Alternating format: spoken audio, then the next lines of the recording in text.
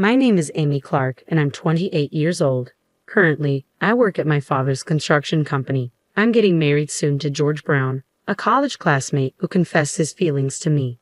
We started dating, and now we live together. George works at a company in New York City while I work locally. He commutes by train, and I drive to work.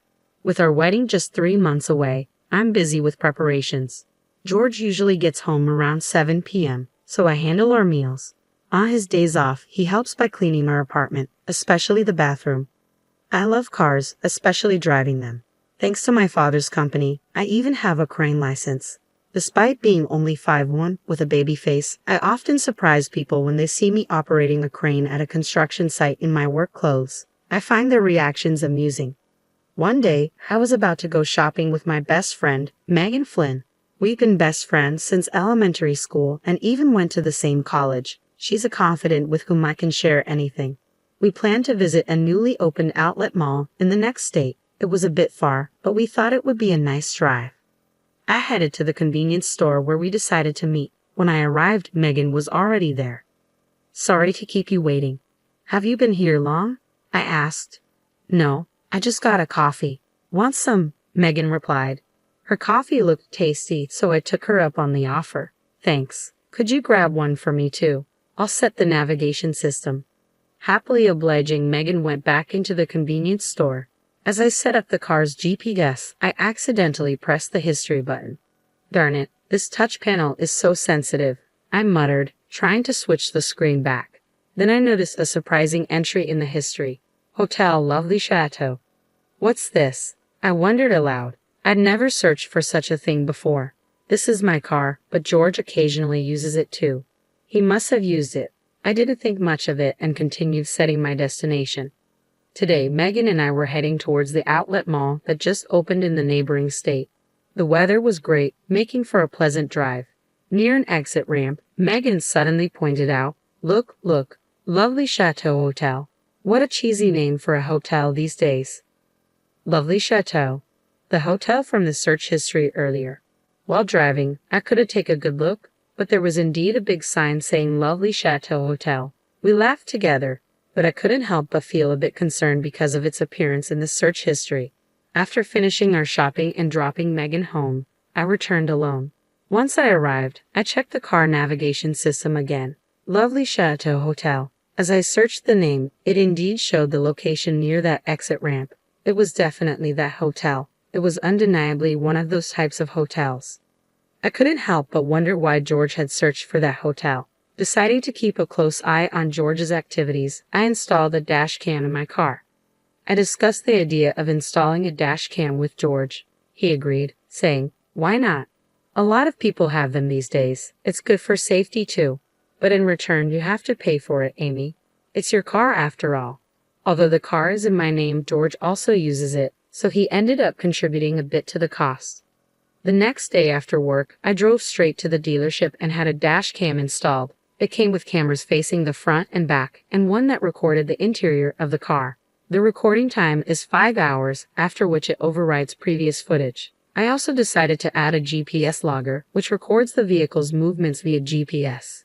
After George used the car, I checked the dash cam footage and GPS logger data. I mainly use the car for commuting, so George typically uses it on his days off. He always asks me for permission in advance.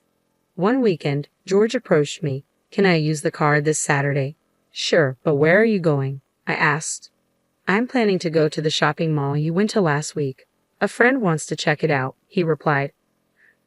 "Who's this friend?" "Just a colleague from work. He lives pretty close by." "Is this friend a woman?" "No way. He's a buff guy, even bulkier than me." "All right then, bring me back a souvenir." "Gotcha, Amy. I bet you'd like something edible." "Yeah, I'd love something sweet." "All right, got it." The weekend came as planned. George left on Saturday and returned in the evening. I had been waiting for him to come back and use the excuse of having left something in the car to retrieve the memory card and the GPS logger. After George went to bed, I checked the data from the GPS logger and the memory card. The GPS logger showed he did go to the shopping mall, but it also revealed that he had taken a detour on the way back, exiting at an interchange. Upon enlarging the location, I saw it was the lovely Chateau Hotel. This seemed completely suspicious. Our wedding is next month, and now this. My fingers trembled as I operated the device. This was already a huge shock, but I composed myself and checked the memory card. I inserted it into the computer and played back the recorded content. Suddenly, a strange woman appeared on the screen, sitting in the passenger seat. She was quite flashy with long hair and seemed pretty. She appeared to be older than me, but her occasional smile was somewhat childish. Unable to think straight, I just stared at the screen, completely shocked. The conversation was also recorded. "Really, you're such a bad boy. You're getting married next month and you're still doing things like this," she laughed. "It's all good. The reason I'm marrying her is because her dad's the boss. He's a construction contractor, but he's loaded." George's voice resonated from the playback. "Oh, but once you're married, doesn't that mean we're over?" "No way. You're the real deal for me. I plan on divorcing her after a year or so. Of course, I'll make it look like she's the bad one, and I'll grab a hefty alimony and her parents' wealth. After that, I'll be with you." "A whole year?" Grace sounded disappointed. "No, we'll continue this relationship in the meantime. I can't bear to be away from you even for a day." "That makes me happy. I love you, George." "I love you too, Grace." I stopped the playback. I couldn't watch any further. George had been unfaithful, cheating, and he was marrying me just to take over my father's company. The proposal, the birthday we spent at the Seaview Hotel, everything was a farce. Why? Tears blurred my view of the computer screen. The next day, I told George I needed to prepare for the wedding and would be going back to my parents' home for a while. George replied without much thought, "Okay." Perhaps he was even pleased that I would be gone. I told my parents, "I feel a bit nervous and I want to stay with you guys for a bit. Please let me cool off." They seemed to think I was having pre-wedding jitters and welcomed me back happily. After a couple of days, I received a message from my best friend, Megan. I felt I could tell Megan the truth. I told Megan everything. She said, "Okay, I'll come over tonight. Let's drink until dawn." Despite her cute face, Megan had some boyish qualities, which I loved about her. I told my parents it was a last-minute bachelorette party. Soon enough, Megan showed up with bags full of drinks and snacks. "Mom, I'm borrowing Amy for the night. It might get a bit loud, so please bear with us," Megan joked as soon as she arrived. "Oh dear, I see you're all chatterboxes, but don't drink too much, okay? I made some stew, so take it and eat it," my mom said, thoughtfully preparing some snacks as well. "Wow, thank you. The wonderful smell earlier was the stew, wasn't it? I'll gratefully accept this. Oh, by the way, may I invite another friend over?" Megan asked. "Sure, go ahead and make it a party that Amy will remember." "Thank you so much." With that, she called over another friend, Jane. Jane was a high school classmate and, interestingly, a wedding planner at the venue we had booked. She would be overseeing our wedding. She went to the same high school as Megan, and they had met several times, so they were good friends now. The party started with the three of us. I showed the two of them the dash cam footage. Then Megan said, "Oh, I know this person. She's Grace, a junior from our college club. Amy, you wouldn't know her because you weren't in the club, but both George and I were in the club with her." I was astounded by this revelation. Wait, George's junior? I thought she was older than me. She always seemed mature for her age, but who would have thought it was Grace? She's invited to the wedding. Most of the club members will be there, Megan said while poking a radish from the stew. But this situation is frustrating, isn't it? I want to get back at her somehow. Jane, crushing an empty beer can, said, "She's always had a strong sense of justice and even caught a gropper in high school, handing him over to the police." She was enraged as if it were her own matter. Accepting Jane's words of revenge, Megan started talking. "Let's ruin the wedding then. I have a plan," she said, preparing a piece of paper and starting to write something down. "What do you think, Jane? Your cooperation is essential. Please help Amy." "Of course, I'm the planner for this wedding, so I can make anything happen," Jane replied. Her being the planner joining our side certainly boosted the success rate of our plan. "Great, you're reliable." "Hey, both of you, you've had too much to drink," I cautioned. Thus, the plan was formed. I covered the two of them, who had fallen asleep from drinking too much, with blankets and whispered, "Thank you, Meg and Jane." Despite having had too much to drink myself, I felt a bit relieved. The next day, I returned to George's place. Several days after I got home, I put my first plan into action. While watching the recorded video, it was Megan who found it. One day after work, I decided to dine out. I met George at the station, drove him to the diner in my car, and we had a meal. When we got home, I let George out first and returned to the room after parking my car. Then I boldly went to the living room, deeply moved, and said, "George, to prepare something like this for me without even telling me, huh?" George made a strange sound in response to my sudden words. "Isn't this a gift for me? I found it in the car." Saying this, I showed George the paper bag containing a luxury brand bag. The brand name was boldly printed on the paper bag. I was going to clear the rear window of the car because it was dirty. When I tried to pull out the cleaning tools from the floor under the rear seat, this was in there. "Oh, George, you hid it there to surprise me, didn't you?" "Sorta found it." I pretended to be innocent and acted even more delighted. "No, that is," George fumbled his words. You have someone else to send such a thing to." "Don't be silly. I have no one but you, Amy." "Right, you bought it for me, didn't you? How much did this expensive thing cost?" "Around $2,000. "Thanks, honey." "Oh yeah, it's a limited edition, so I think it was $5,000. I thought this would suit Amy, so I bought it. I really intended to surprise you, but, well, it didn't go as planned." "Yes, it seems a bit youthful, but I can still pull it off, right?" "Of course, any bag would look good on you, Amy." "Hey, that doesn't sound like a compliment." Sorry." "Okay, I'll keep it safe. Thanks a lot." When I heard his last sigh, I could hardly hold back my laughter. In the video from that party, I saw George being urged by Grace to buy a luxury bag. He confirmed that he had bought a high-end bag and hid it in the floor of the back of the car. I found it and kept it for myself. During dinner later, George was sighing. Serves him right. A few days later, I got a call from my father. It seems like my old habits have surfaced once again. Believe it or not, I bought a new car. I've always had a thing for cars, and I've driven quite a few over the years. Apparently, on my way home from work, I pulled over at a used car dealership and spotted a gem of a car I used to admire. On a whim, I bought it right then and there. "Dad, didn't Mom get mad at you?" "Yeah, she did, but that's no biggie. Listen to this. It's a discontinued Type R, a car I've always wanted. I thought if I let this one slip, I might never get my hands on it, so I bought it on the spot. I can hardly wait to get it delivered." "Really, Dad? You never think about the consequences. What are you going to do with your current car?" "Oh, I'll give it to you. It's still in great shape and can hold its own against the flimsy cars these days." "That hatchback, right?" I suppose I have grown a bit tired of the car I've been driving." "Just sell that one. How can you enjoy driving such a weak automatic car?" That's when it hit me. Okay, got it. I'll do that. Thanks, Dad. "Yeah, the new car arrives next week. You can pick it up then. I'll have it cleaned for you." "Okay, but this is the last of your indulgences, right, Dad?" "Don't say that. A man's dreams never end." All right. Thanks, Dad." I hung up the phone and couldn't help but grin. And so, my car changed within a few days. "Amy, did you change your car? This one looks cooler than the last one." "Yeah, my dad bought a new car and gave me his old one. It's cooler than the previous one, isn't it?" "Yeah, it's cool. Lend it to me this Saturday?" "Sure, why not?" I felt like a fish had taken the bait. Then came Saturday. George, who had left with the car keys, came back immediately. "Hey, that car, what's wrong?" "It won't start. I can't drive it."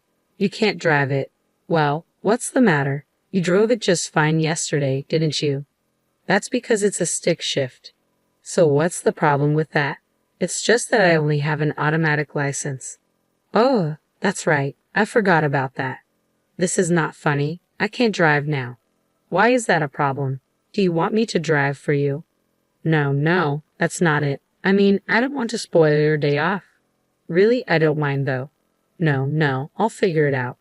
"All right then. Safe travels." I knew very well he couldn't. Serves him right. The car I got from my father was a stick shift. There was no problem for me since I have a manual license. However, George only had an automatic license. He legally can't drive that car and probably wouldn't know how to drive it anyway. I had already figured out that he's been taking the car on weekly dates. Despite knowing that, I still switched cars. It's my car in my name, and I can do whatever I want with it. Serves him right. Then, with just 1 week to go until our wedding, I received a message and was summoned to a designated location. "Hello, my name is Amy," I greeted. "Oh, Amy, thank you for coming," the other party responded.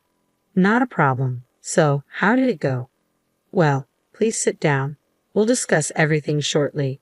With that, I was ushered into a meeting room and sat down. "Let's first discuss your request," he began. Yes, I nodded. This was a private investigation agency. I have requested a background check on George. The subject, George Brown, was definitely in the wrong. We have secured photos and videos. Would you like to see them? Yes, please. The investigator pulled out a laptop, inserted a USB drive, and started playing a video. In it, two people were walking playfully, arm in arm, before entering a hotel. The date and time of the video were from a Saturday afternoon 2 weeks ago. There were also photos of them kissing, embracing, and more. Thank you. This is enough. I then received the documents and left the office. Honestly, I knew about the affair, but seeing it so blatantly presented was hard.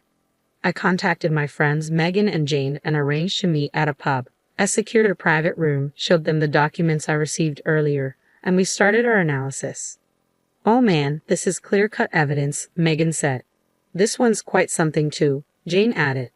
I have lost all sympathy. I'll bring him down completely. With that, I took a big gulp of my beer. "Hey, Amy, could you lend me these?" Jane asked. "Huh? What for, Jane?" I was already planning to make a slideshow of the bride and groom, so it would be easy to include these. Okay, all that's left is to get ready for the big day. With that, Megan raised her beer mug and gave me a toast. To us. Let's give it our all. I was so touched that everyone was going all out for me that I felt like crying, but I held it back, and so the big day finally arrived. The day of the wedding was hectic, busy to say the least. Upon arriving at the wedding venue, I was immediately ushered into makeup, wardrobe, and other preparations. Regardless of my state of mind, everything moved along as planned. When I saw myself in the mirror donning the white wedding gown, I was brought to tears. Despite this being the very image I had once dreamed of, I never thought I'd be wearing it with this feeling. Noticing my tears, my mother gently said, "Oh dear, the bride shouldn't be crying already," as she wiped my tears away. "I'm sorry, Mother." But these weren't tears of joy. The ceremony ended, and the reception began. Just before making my entrance, I caught sight of Jane, who gave me a comforting smile. George was cheerful and smiling right from the start, while I could only manage an awkward smile. The reception proceeded without a hitch as planned. Then came the moment for the bride's farewell letter to her family. The hall darkened, and a spotlight fell only on me and my parents at the head table. I was handed a microphone, but instead of reading my letter, I turned to face the crowd and began to speak softly. "Everyone here today, thank you very much for joining us. Normally, at this point, I should be saying goodbye to my parents and expressing my gratitude for marrying the man I love, but..." A stunned silence swept through the crowd as I broke from tradition. Jane, off to the side of the stage, gave me an encouraging thumbs up. "The real bride is not me," I declared, causing an immediate stir among the guests. "The real bride is Grace Davis, a junior from George's college years. George has admitted that it's not me but her who he truly loves. I have evidence." After speaking, the spotlight shone on one person in the crowd, and there was Grace bathed in light. Lively music started playing, and a slideshow began. Images of them holding hands, kissing, and even entering a hotel were displayed one after another. Then the music stopped, and a video of their conversation played at a loud volume. The hall was in an uproar. "What's going on here? George, you owe us an explanation." Amidst the flying shouts, I handed the microphone to a pale-faced George and bowed to his parents before stepping off the stage. Megan and Jane, who had rushed over, practically dragged me away from the venue. Behind me, the situation had become an unmanageable uproar. Still in my dress, I felt a mix of relief and triumph. Jane led me to an unused green room where Megan brought my belongings and clothes. I quickly changed before leaving the wedding venue. Megan drove me home, and I was finally able to catch my breath. "We did it," she said. "Yeah, we sure did." Despite the commotion, I felt oddly exhilarated after spilling the beans at the wedding. I packed my bags and returned home. My parents scolded me when they got back, but since George was the cause of the issue, it wasn't too severe. My father took care of the aftermath. The wedding was almost over but was called off, so there were issues like returning the gifts. People understood the situation, so everything went smoothly without any significant problems. The one who had a hard time was George. His infidelity got exposed, and the wedding became a mess. As a result, his parents had to bear the entire cost. On top of that, George's boss was present, so the whole company found out about his affair. It was also discovered that George had been contacting Grace during work hours using the office email, leading to his demotion. He didn't lose his job, but the office atmosphere became unbearable, so he soon quit. As for Grace, she didn't end up with George. After causing all that commotion, they broke up. Since the engagement had been broken off after we had exchanged betrothal gifts, I asked George for compensation and other costs.